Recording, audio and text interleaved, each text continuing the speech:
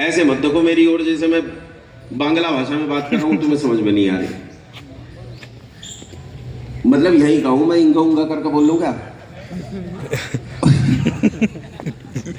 भाई इसमें भी बोल सकता हूँ, लेकिन सम्मेलन है इसलिए हिंदी बोल रहा हूँ, नहीं तो बड़े दिवाली में बात करी जा सके, इसमें कोई बात नहीं।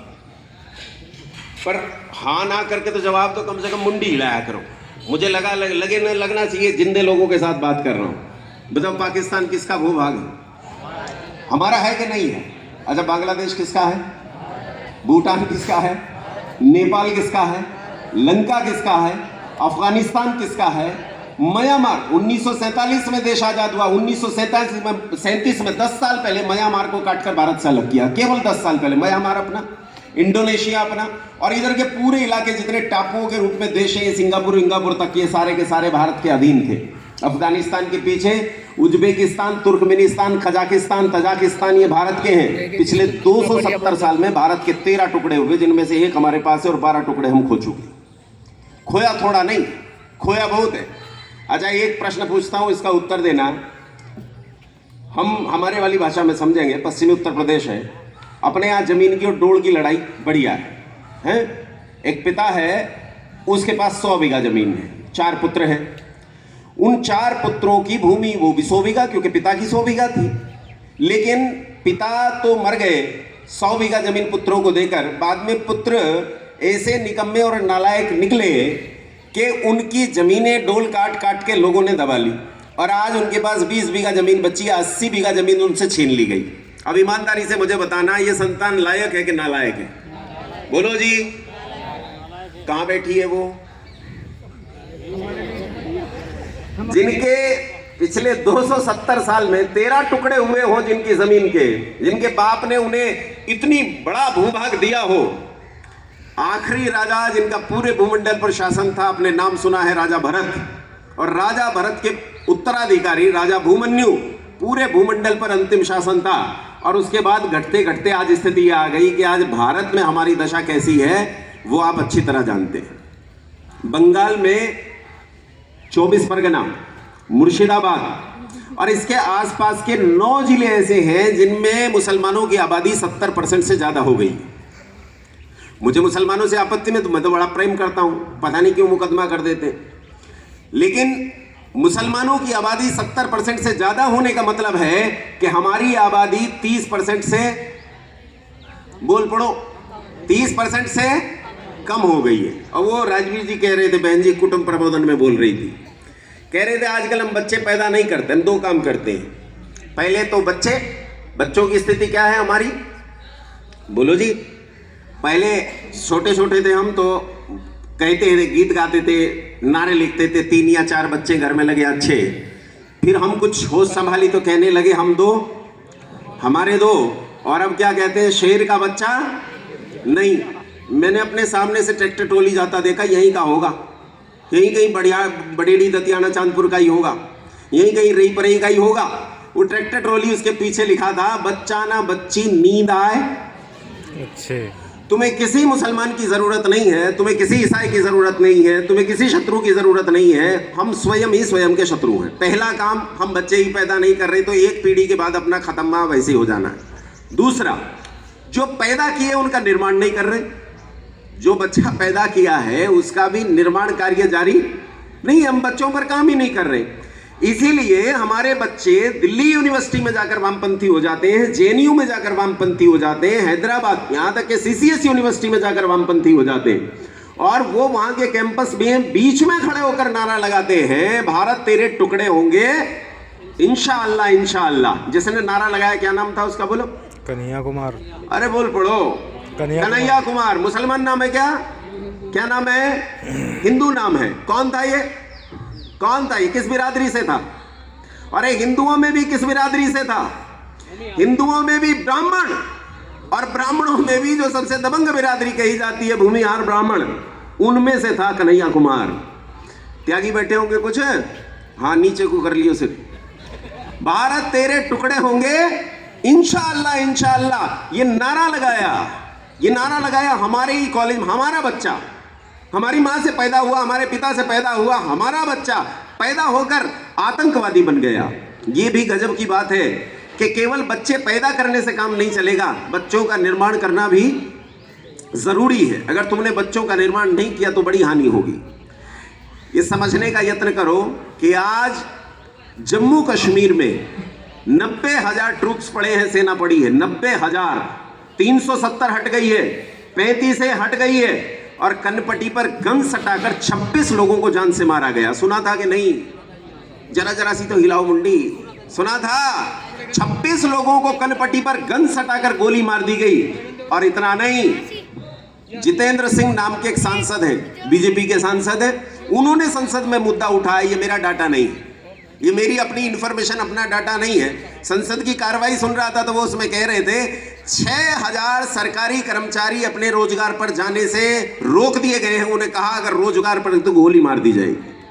6,000 सरकारी कर्मचारी। अब जो आम जन होगा उसकी दशा क्या होगी? जम्मू कश्मीर आपके नियंत्रण में नहीं है, कहने की बातें हैं। यह आज की स्थिति है, यह आज की परिस्थितियां हैं। आपके देश के भीतर केरल है, बंगाल है। मुझे बहुत अधिक बताने की जरूरत नहीं है कि केरल और बंगाल की परिस्थितियां क्या हैं। केरल और बंगाल किन परिस्थितियों को भोग रहे हैं। आज भी वहां बड़ी संख्या में हिंदू रहते हैं, लेकिन धारदार हथियारों से काट दिए जाते हैं, कनपट्टियों पर गन सटाकर गोलियां मार दी जाती हैं। जितने मुसलमान और ईसाई रहते हैं उससे कहीं ज्यादा वामपंथी रहते हैं, और ये वामपंथी मुसलमान नहीं है, ईसाई नहीं है, हिंदू हैं। हमें यह समझने की जरूरत है कि यदि आज तुम जब 78% रह गए हो इस देश में, तुम अगर आज एकजुट नहीं हुए तो 100% से घटकर 78% हुए हो, और इसे 78% का भी सफाया होना बहुत दूर नहीं है। इस दुनिया में एक देश था पर्शिया, नाम सुना है? नूंडी लाओ, सुना है? एक देश का नाम था पर्शिया। पर्शिया में जोरोएस्ट्रियन लोग रहते थे, जिन्हें पारसी कहते हैं। वो पारसी रहते थे, पारसियों का शासन था। पारसी बड़े खुले लोग होते हैं, जैसे ईसाई होते हैं उसी तरह के खुले होते हैं। उनका पहनावा, उनका जीवन शैली थोड़ा ज़्यादा खुला होता है, जो ईसाइयों की तरह होता है। वो जोरोएस्ट्रियन लोग वहाँ रहते थे, लेकिन ईसा की 6वीं शताब्दी में वहाँ मुसलमानों का आगमन शुरू हुआ, और मुसलमानों ने 2 काम किए। एक, इन्फिल्ट्रेशन, इंट्रूडर। वो इंट्रूडर शुरू हुए, वहाँ इन्फिल्ट्रेशन शुरू हुआ, अतिक्रमण, घुसपैठ शुरू हुई। बाहर के जो आसपास देश थे, वो सारे मुस्लिम देश थे, उन्होंने सीमाओं का अतिक्रमण करके अंदर घुसना शुरू किया अवैध तरीके से। और अवैध तरीके से अंदर घुसते घुसते उन्होंने अपनी संख्या को बड़े स्तर पर बढ़ाया। और इसके साथ साथ उन्होंने ये किया कि जो लोग पर्शिया की सीमा के भीतर रहते थे, उन्होंने एक जोर का जनसंख्या विस्फोट किया, जिसके कारण तेजी से मुसलमानों की आबादी बढ़ी।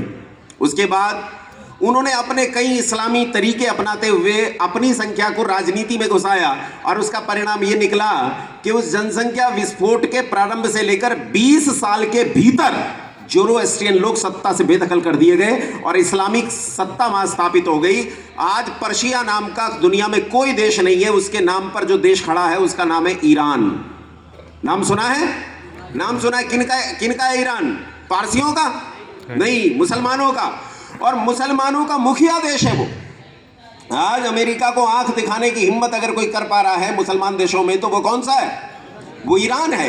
कारण 20 साल के भीतर जोरोएस्ट्रियन लोगों का सफाया हो गया। आज स्थिति यह है कि वहां जोरोएस्ट्रियन लोग अपने आचार विचार के लिए, अपनी पूजा पाठ के लिए, अपने आचार संस्कार, अपने देशाचार के लिए दर दर भटकते फिरते हैं, ठोकरें खाते हैं, लेकिन उन्हें उनका देशाचार, उनकी पूजा पाठ भी अपनाने नहीं दी जा रही। ये वहां की स्थिति है। केवल इन लोगों की बात नहीं कर रहा हूं, आप समझो कि जोरोएस्ट्रियन लोग कमजोर हैं इसलिए उनकी बात कर रहा हूं। मजबूत लोगों की बात करते हैं। इंग्लैंड, यूके, यूनाइटेड किंगडम कहते हैं जिनका सूरज कभी नहीं छिपता था। इसका मतलब जानते हो क्या है? इसका मतलब यह है कि पूरे भूमंडल पर, पृथ्वी गोल है, पूरे भूमंडल पर बहुत सारे देशों में उनका शासन था। तो सूरज चाहे जहां रहे, लेकिन किसी ना किसी ब्रिटानिया हुकूमत में सूरज रहता था। इसलिए कहते हैं ब्रिटानिया हुकूमत के सूरज का पतन उस समय नहीं होता था।